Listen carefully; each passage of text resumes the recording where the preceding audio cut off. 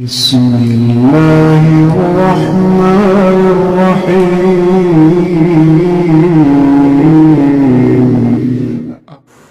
اعوذ باللہ من الشیطان الرجیم بسم اللہ الرحمن الرحیم۔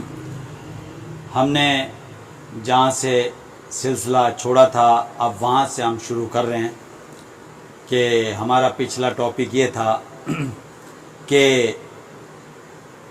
نبی صلی اللہ علیہ وسلم بڑے تیش میں تھے۔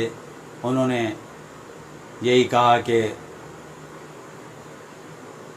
دروازے پہ کوئی آ جائے تو اس کو ایسے نہیں کرنا چاہیے کہ دروازے کے سامنے آ کے کھڑا ہو جائے۔ تو ہم نے اس کے بارے میں تھوڑا ذکر کیا تھا۔ تو اصل میں ہم گناہ کرتے ہیں۔ ہمارے گناہ کیسے ہوتے ہیں؟ گناہ جو ہے، اگر ہم نے چھوٹا گناہ کیا، یعنی کہ مذاق میں بھی میں نے جھوٹ بولا یا مذاق میں کوئی بات کہہ دی، مذاق میں کوئی ایسی بات کہہ دی، یہ گناہ میں شامل ہے، یعنی کہ گناہ۔ اب گناہ کیسے ہیں؟ یہ گناہ ایک معلوم ہو ہم مسلمان ہیں، کلمہ گو ہیں، ہمیں پتہ ہے کہ گناہ ہے، پھر اس کے بعد ہم دوبارہ گناہ کر رہے ہیں، تو یہ جب گناہ جمع ہوتے ہیں تو یہ کبیرہ گناہ بن جاتے ہیں، یہ کبیرہ گناہ بنتے ہیں۔ اور کیسے بنتے گناہ؟ مثال کے طور پہ جب آپ کو بڑی لکڑیوں میں آگ لگانی ہوتی ہے تو کیسے لگاتے ہیں آپ؟ ہمیشہ اس آگ کو چھوٹی چھوٹی لکڑیاں آپ اس میں جمع کریں گے، پہلے چھوٹی چھوٹی لکڑیوں کو آگ لگائیں گے۔ جب چھوٹی چھوٹی لکڑیوں کو آگ لگائیں گے تو تب جا کے بڑی آگ جلے گی، تب جا کے پوری آگ پکڑے گی۔ تو اس کا مطلب یہ ہوا کہ چھوٹی گناہ جب ہوں گے تو وہ بڑے گناہ بنیں گے، وہ پھر صغیرہ گناہ بنیں گے، پھر کبیرہ گناہ بنیں گے۔ ہم ان کی پرواہ نہیں کرتے۔ تو ان چیزوں سے ہمیں بچنا چاہیے کہ ہم کہیں بھی، تجارت میں بھی، کہیں بھی، کسی چیز میں بھی میاں بیوی، بچوں میں، گھر کے ماحول میں، لین دین میں آپ کا کوئی گلا نہیں کاٹے گا۔ آپ جب حشر کے میدان میں شرمندہ ہوں گے، وہاں پر کیا منہ دکھائیں گے؟ اسی لیے کوشش کریں، اپنی عادت بنائیں کہ ہمارے منہ سے کوئی ایسا لفظ نہ نکلے، اور اللہ سے توبہ کریں۔ اس لیے زبان کو اللہ کے کلام سے تر رکھیں گے، میرا ایمان ہے کہ آپ کا دل مومن بن جائے گا۔ اسی طرح سے آدم علیہ السلام کو اللہ تعالیٰ نے دیکھو کتنی چیزیں نوازی ہیں، ان کو ہر چیز سکھا دیا، یہاں تک کہ عالم بنا دیا۔ عالم تھے، عالم، وہ دین سب جانتے تھے۔ اور ان کی جب اولاد ہوئی اماں حوا سے تو اللہ تعالیٰ نے 40 بچے دیے، اور 40 بچے دیے تو 40 بچوں میں ایسا ہوتا تھا کہ ایک بیٹا اور ایک بیٹی پیدا ہوتی تھی۔ یہ قدرت کی شان نہیں ہے؟ اللہ چاہتا تو دونوں بیٹے پیدا کر سکتا تھا، اللہ چاہتا تو دونوں بیٹی پیدا کر سکتا تھا، مگر اللہ کی مرضی تھی۔ کیا پتا اللہ تعالیٰ آدم علیہ السلام سے راضی ہو گئے، انہوں نے معافیا مانگی، اللہ سے توبہ کی، اور شیطان اپنی وہ تکبر میں رہے. اس نے کہا کہ میں تو کچھ نہیں کروں گا, میں تو کرتا رہوں گا, سزا بھی پائے گا وہ.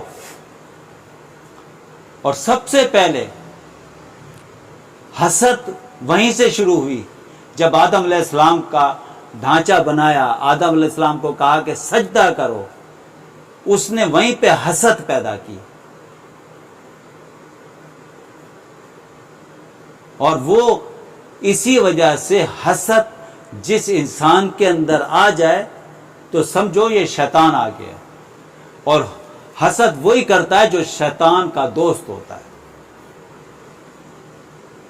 اب اللہ چاہتا تو اس طرح سے بچے پیدا کرتا, مگر رب کی شان تھی تو ایک بیٹا ایک بیٹی. اسی طرح 40 بچے ہوئے اماں حوا کو, اور اماں حوا ماشاءاللہ عورتوں میں بہت خوبصورت تھی. اور اس کے بعد جب آپ یقین کریں کہ حابل جب پیدا ہوا اور اس کے ساتھ اس کی بہن پیدا ہوئی تو وہ خوبصورت نہیں تھی. اور جو قابل پیدا ہوا تو قابل کی بہن خوبصورت تھی. جب وہ پروان چڑھے تو آدم علیہ السلام نے فیصلہ کیا کہ حابل کو کہا کہ تم قابل کی بہن سے شادی کرو. انہوں نے کہا جیسے آپ کی مرضی. اور قابل کو کہا کہ تم حابل کی بہن سے شادی کرو. وہ خوبصورت نہیں تھی. انہوں نے کہا نہیں, میں نہیں کر سکتا, میں اپنی بہن سے شادی کروں گا. اب یہاں پر جنگ شروع ہو گئی. اب یہاں پر جنگ شروع ہو گئی اس چیز کو لے کے. اب آخر اس بحث چلتی رہی. پھر آدم علیہ السلام نے سوچا کہ ایسا کرتے ہیں, استخارہ کر لیتے ہیں. یعنی کہ جیسے ہم لوگ استخارہ کرتے ہیں, کوئی بھی چیزیں مشورہ کر لیتے ہیں تو اللہ تعالیٰ اس کا بتا دیں گے. تو حابل جو تھے وہ چرہاوا تھے اور ان کے پاس دمبے تھے, اور قابل جو تھا وہ زراعت کا کام کرتا تھا, یعنی کہ گندم وغیرہ کی یہ اس قسم کے زراعت کے کام کرتے تھے. اب اس نے سوچا کہ یہ کیا کروں میں, آدم علیہ السلام نے. پھر آدم علیہ السلام نے قابل کو بلایا کہ ایسا کرو کہ اگر ہم ایک پہاڑ کی چوٹی پہ اپنی اپنی پسند کا تم لوگ کوئی چیز رکھ دو. حابل کو کہا کہ تم نے اپنا دمبا رکھ دو, اور قابل کو کہا کہ تمہارے پاس جو کچھ ہے اللہ کی راہ میں وہ تم رکھ دو. تو حابل نے تو اللہ کی راہ میں اچھی دمبا رکھ دیا. تو کہا کہ ابو حضور اس سے کیا ہوگا؟ بولا جس سے یہ آگ آئے گی, جس کو جلا دے گی, تو اس کا مطلب ہے اللہ نے اس کو قبول کر لیا.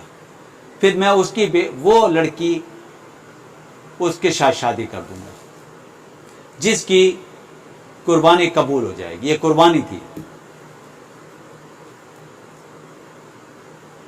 اب یہ قربانی قبول کرنی تھی. تو فوراً بات یہاں تک کہ بن گئی کہ جیسے صبح ہوئی تو دیکھا کہ جو قابل نے اپنی مطلب دانے کچھ ٹوٹے پھوٹے خراب سے ڈال کے اس نے مطلب بے دلی سے دلچسپی سے نہیں، اس نے اللہ کی راہ پہ رکھ دی کہ بھئی اللہ قبول کر لے گا، اور حابیل نے تو اپنا دمبا رکھ دیا۔ جب صبح اٹھے تو دیکھا تو دمبا وہ اللہ کو قبول کر لیا، اللہ نے دمبا قبول کر لیا، اور اس کا جو تھا دانا وہ ویسی کے ویسی پڑا رہا۔